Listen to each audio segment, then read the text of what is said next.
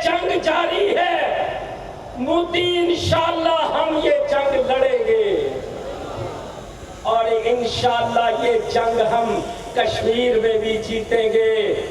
और मोदी, तू चाहता है कि तू ढाका में खड़ा होकर ढाका यूनिवर्सिटी में यह कहे कि मशरकी पाकिस्तान को हमने तोड़ा, बांग्लादेश हमने बनाया, रत हमने बहाई, खून कहता, मोदी कहता खून मैंने दिया, और तू वहां ये बकवास करे और कहे कि हाफिज सईद चुप रहे और मैं चुप नहीं रहूंगा। अक़वाम मुत्तहिदा सलामती कौंसिल में जाके धरना दे के बैठ जाओ और कहो कि जब तक यूनाइटेड नेशन की कश्मीर पर हक़ खुद इरादियत की करारदाद को अमल दरामद उसका नहीं करवाया जाता, हम ये धरना खत्म नहीं करेंगे।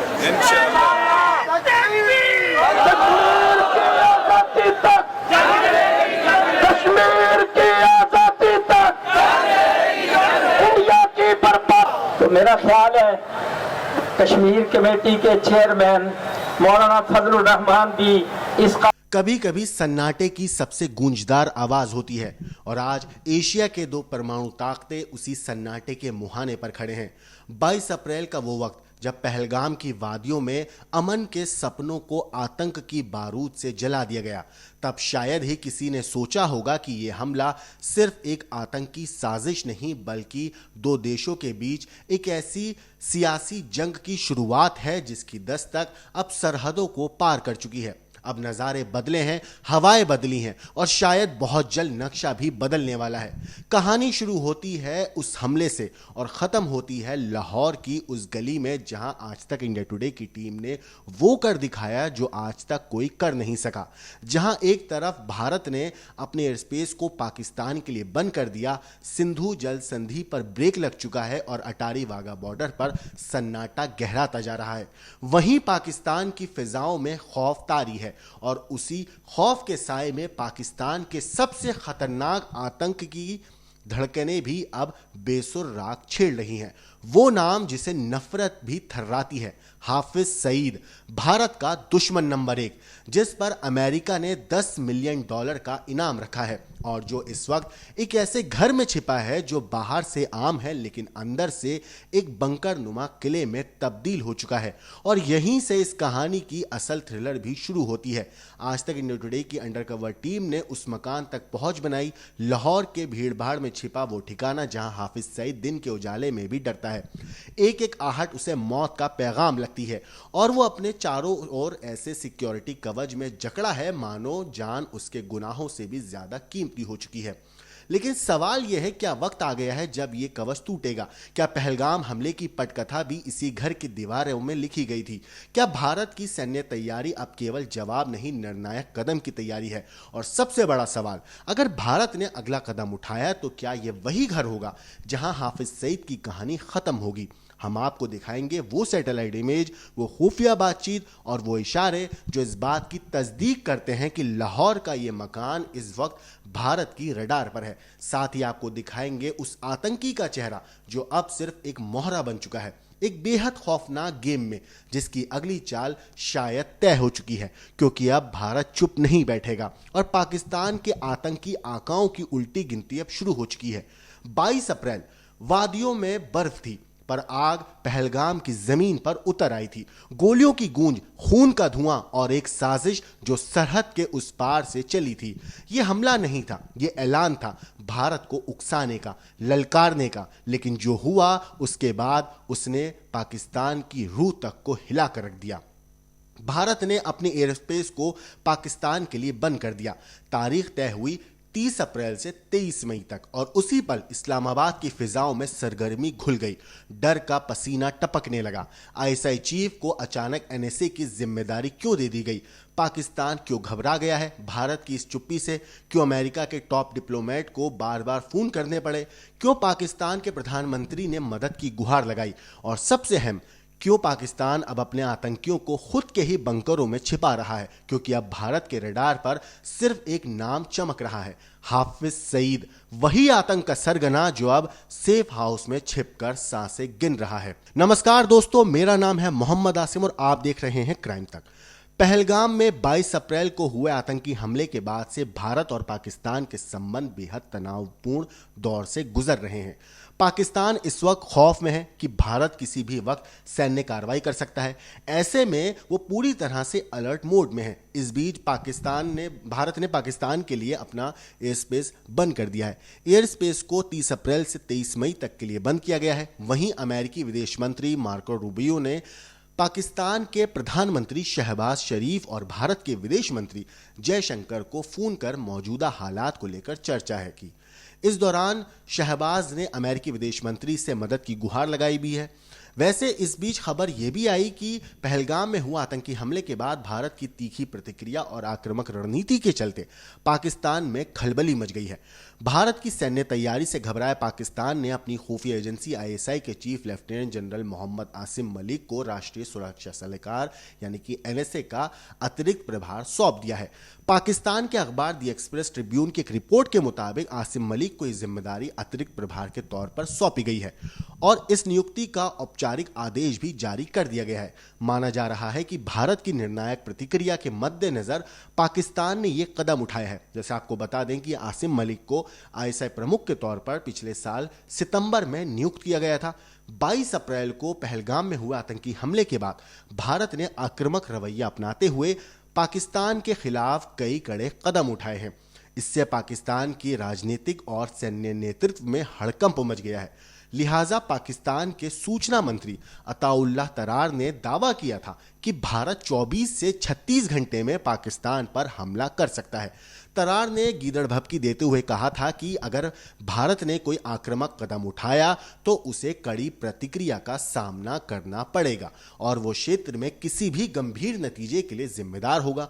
वहीं पाकिस्तान के रक्षा मंत्री ख्वाजा आसिफ ने कहा था कि भारत की सैन्य कार्रवाई की कभी भी हो सकती है। हालांकि पाकिस्तान परमाणु हथियार का इस्तेमाल तभी करेगा जब उसके देश के अस्तित्व को खतरा होगा। भारत के मजबूत और स्पष्ट रुख ने पाकिस्तान की सेना और सरकार दोनों को बैकफुट पर अब लाकर खड़ा कर दिया है।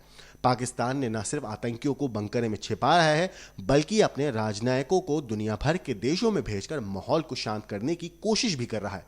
वैसे आपको बता दूं कि पहलगाम हमले की जिम्मेदारी शुरू में लश्कर तैयबा से जुड़े आतंकी संगठन द रेजिस्टेंट फोर्स यानी कि टीआरएफ ने ली थी, लेकिन कुछ दिन के बाद उसने अपना बयान वापस ले लिया।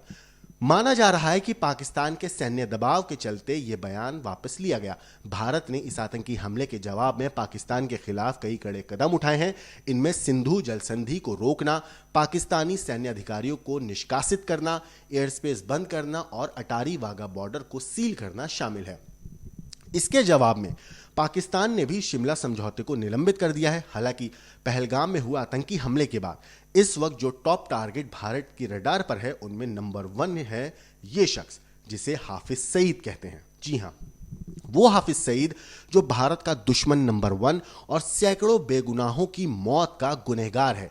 लेकिन भारत के तीखे तेवर और आतंकियों को धरती के आखिरी छोर तक ढूंढ निकालने की कसम ने आतंक के इस आका की हवा खराब कर दी है और वो सेफ हाउस में छिपता फिर रहा है। इसी लुका छिपी के खेल के बीच आज तक इंडिया टुडे की टीम हाफिज सईद के उस ठिकाने तक पहुंचने में कामयाब हुई जहां इन दिनों इसकी रिहाइश है।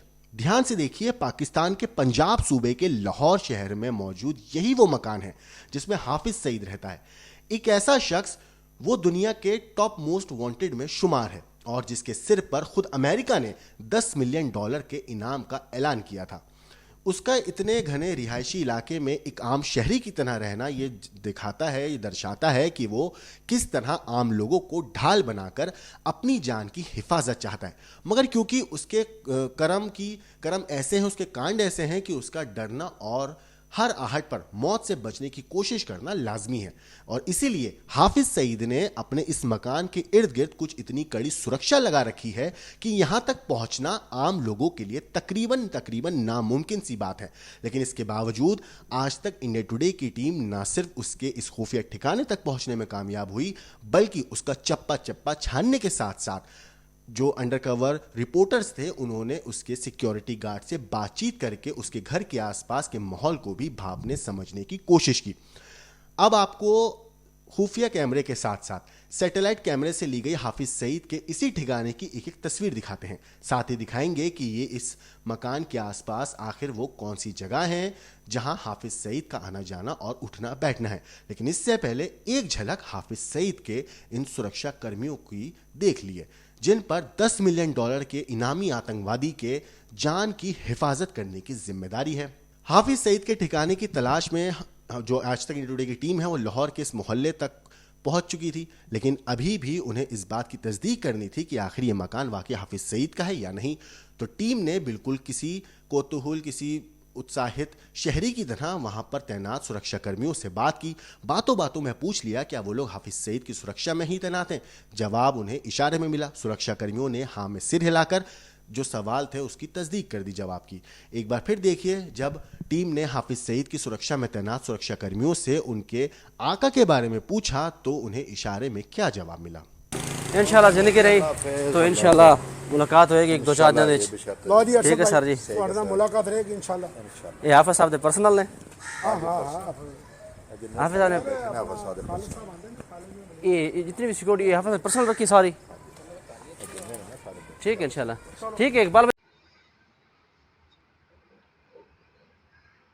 ये जो सामने जनरेटर पड़ा है वो जहाँ बंदा सिक्योरिटी वाला गन लेकर जा रहा है, ये चाचा जी का घर है जहाँ जनरेटर पड़ा हुआ। ठीक है, ये हमारा ये चाचा जी का मदरसा है पूरा। ये इसके ऊपर ब्लू टैंक की बड़ी वाइट बिल्डिंग है। ये सुरक्षा कर्मियों से टीम की हाफिज सईद के बारे में और भी बातचीत हुई, लेकिन आइए पहले देख लीजिए कि आखिर इस मकान में वो ठीक कौन सा इलाका है जहां हाफिज सईद का सबसे ज्यादा वक्त गुजरता है और दिन की शुरुआत होने से लेकर रात ढलने तक उसकी एक्टिविटी क्या क्या रहती है। सबसे पहले तो बाहर इस विशाल इमारत को देखिए जिसमें हाफिज सईद रहता है। इस इमारत के सामने बल्कि पीछे की साइड, इस इमारत के पीछे वाले हिस्से में हाफिज सईद के रहने का इंतजाम किया गया है और ऐसा सुरक्षा के मद्देनजर किया गया है। इसी मकान के पास ये एक मदरसा और एक मस्जिद भी है जिसमें हाफिज सईद तालीम के बहाने लोगों का ब्रेन वॉश करता है। मदरसे के करीब ही एक बंकर भी है जिसमें आपात स्थिति में छिपने का इंतजाम है, जबकि इसके पास ये एक प्राइवेट पार्क है जिसका इस्तेमाल ये नफरती लोग टहलने के लिए, घूमने के लिए, सैर सपाटे के लिए करते हैं। असल में सुरक्षा के लिहाज से ये खुलकर कहीं आ जा नहीं सकता, इसीलिए इसने अपनी रिहाइश के आसपास ही एक अलग दुनिया बसा रखी है। अब आइए आपको इसी सैटेलाइट ग्राफिक्स के बाद एक बार फिर सचमुच ग्राउंड पर ले चलते हैं जहां हाफिज के इसी मकान के बाहर हथियारबंद सिक्योरिटी गार्ड्स तैयार है। बातों बातों में उन सिक्योरिटी गार्ड से पूछा जाता है कि क्या वो हाफिज सईद के पर्सनल सिक्योरिटी गार्ड्स हैं। जवाब क्या और कैसे मिलता है आप खुद ही सुन लीजिए। इंशाल्लाह जिंदगी रही तो इंशाल्लाह मुलाकात होएगी एक दो चार दिन विच। ठीक है सर जी, मुलाकात रहेगी इंशाल्लाह। ये हाफिज साहब दे पर्सनल ने। हां हां हाफिज साहब ने ये जितनी भी सिक्योरिटी हाफिज पर्सनल रखी सारी। ठीक है इंशाल्लाह। ठीक है इकबाल। अब थोड़ी और रियलिस्टिक तस्वीर देखिए। ये सिक्योरिटी गार्ड्स किसी की कार को धक्का लगाते हुए क्या कह रहा है। गार्ड्स का कहना है कि अगर वो इस तरह हाफिज सईद के सिक्योरिटी गार्ड्स के गार्ड से कार में धक्का लगवाएगा और इसका पता अगर हाफिज सईद को चल गया तो वो बहुत नाराज हो जाएगा।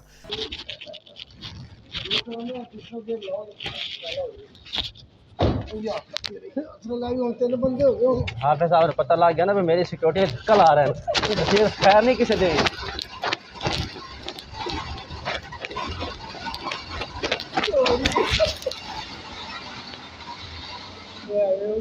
जाहिर है सिर्फ सैटेलाइट तस्वीर ही नहीं, ग्राउंड पर खुफिया तस्वीरों के जरिए भी अब ये बात साफ हो गई है कि यही वो मकान है जिसमें हाफिज सईद ने अपना ठिकाना बना रखा है। और ऐसे में इस बात की भी संभावना बहुत ज्यादा है कि अपने आतंकी संगठन लश्कर तौबा के मुखौटे संगठन यानी कि जो प्रॉक्सी ग्रुप है द रेजिस्टेंट फोर्सेस के जरिए पहलगाम के आतंकी हमले की साजिश भी इस आतंकी ने इसी घर में बैठकर, इसी ठिकाने पे बैठकर रची गई होगी।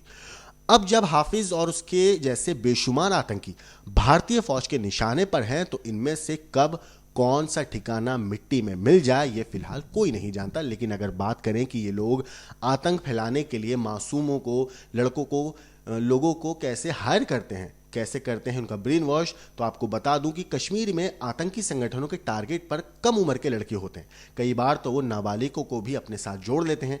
आदिल रहमान जब लश्कर से जुड़ा उसकी उम्र कहते हैं महज 15 साल थी। दैनिक भास्कर की रिपोर्ट के मुताबिक ज्यादातर लड़के गुस्से में या किसी लालच में आतंकी संगठन से जुड़ते हैं। ये पहलगाम अटैक में शामिल रहे आदिल अहमद ठोकर की पड़ताल के दौरान इसका भी पता चलता है। साइंस से ग्रेजुएट हुआ, उर्दू में एमए करा, अच्छा खासा पढ़ा लिखा लड़का आदिल। टीचर होने के बाद वो आतंकी बन गया। 2017 में उसकी ज़मीन पर कहते मोबाइल टावर बनना था, लेकिन उसकी टावर लगने के ऊपर किसी शख्स से बहस हो जाती है। जो शख्स था वो धमकी देता है, जिसके बाद नाराज होकर आदिल घर वालों को बिना बताए 2018 में आतंकी बनने पाकिस्तान पहुंच जाता है। तब आदिल की उम्र करीब 26 साल थी। आतंकी संगठन नए कैडर को भर्ती करने के बाद उन्हें ट्रेनिंग देते हैं, एक्टिविटी के हिसाब से रैंक देते हैं, फिर उनके जरिए नए युवाओं को भर्ती करवाते हैं। तो एक चेन चलती है इनकी। वैसे पहलगाम अटैक के बाद जिन 14 आतंकियों के एक्टिव आतंकियों की लिस्ट बनाई गई है, उनमें 12 तो 2019 या इसके बाद आतंकी बने, यानी जम्मू कश्मीर से आर्टिकल 370 हटने के बाद इनमें भी सबसे ज्यादा साउथ कश्मीर यानी अनंतनाग और पहलगाम वाले एरिया के हैं, जिनकी उम्र कहते हैं 19 से 27 साल के बीच है। जम्मू कश्मीर या भारत के दूसरे हिस्से में हमले के लिए आतंकी संगठन लोकल सपोर्ट का इस्तेमाल करते हैं। बाईसरन घाटी तक जाने और वहां से लौटने में भी यही तरीका अपनाया गया। लोकल सपोर्ट की वजह से ही हमले के एक हफ्ते बाद भी आतंकियों की सटीक लोकेशन नहीं मिल पा रही है। बाईसरन घाटी में अटैक के लिए रूट मैप बनाने की बात सामने आई। इसमें एक कश्मीरी आतंकी फारूक अहमद तेडवा पर शक है। वो पाकिस्तान के कब्जे वाले कश्मीर जाकर ट्रेनिंग ले चुका है, यानी कि पीओके में। फिर कश्मीर लौटकर रेकी की, अभी वो पाकिस्तान में ही है। शक है कि उसी ने बाईसरन घाटी की लोकेशन और रूट मैप तय किया था। जांच एजेंसियों की पड़ताल में यह बात साफ हुई है कि आतंकियों के पास बाईसरन घाटी तक की पहाड़ी रास्ते में आने और हमले के बाद 30 मिनट से पहले सेफ ठिकाने तक पहुंचने का पूरा रूट मैप था। फारूक अहमद तेडवा ऐसे रूट मैप बनाने में एक्सपर्ट है। 45 साल का फारूक कश्मीर के कुपवाड़ा जिले के कलारूस का रहने वाला है। कुपवाड़ा लाइन ऑफ कंट्रोल यानी कि एलओसी से सटा हुआ एरिया है, जहां से पाकिस्तानी आतंकी घुसपैठ करते हैं। रिपोर्ट्स बताती हैं कि फारूक 1990 में पाकिस्तान के कब्जे वाले कश्मीर गया था, यहां ट्रेनिंग ली, कश्मीर के बारे में इनपुट दिया। इसके बाद 2016 तक घुसपैठ कर कई बार कश्मीर लौटा, फिर वापस पीओके चला गया। 2016 के बाद वो कश्मीर नहीं लौटा। अब वो बॉर्डर पार मौजूद आतंकियों का मेन हैंडलर है। उसे कश्मीर के पहाड़ी इलाकों की अच्छी खासी जानकारी है। फारूक आतंकियों को पहाड़ों पर चलने से लेकर छिपने तक की ट्रेनिंग देने में माहिर है। पहाड़ों पर किस लोकेशन से चढ़ना है, कहां से उतरना है, आर्मी की नज़र से कैसे बचना है, कैसे काम को अंजाम देना है, किसी लोकेशन पर जल्दी कैसे पहुंचना है, खुद को कैसे छुपाना है, इन तैयारों में फारूक का अहम रोल है। माना जाता है कि फारूक अभी पीओके में है, वहीं से ट्रेनिंग और पहाड़ों की लोकेशन कश्मीर में मौजूद आतंकियों को देता है। वो मोबाइल ऐप के जरिए कश्मीर में उनके कॉन्टैक्ट में रहता है। इसका कश्मीर में ग्राउंड पर काफ़ी मजबूत नेटवर्क है। हाल ही में आर्मी ने उसके घर को ब्लास्ट से उड़ा दिया था। तो ये थी पूरी कहानी। इस पूरी चीज़ के ऊपर आपकी जो कुछ राय है, आपको जो भी कहना है, हमें कमेंट करके ज़रूर बताइएगा। लेकिन देश और दुनिया की बाकी क्राइम की खबरों के लिए देखते रहिए क्राइम तक।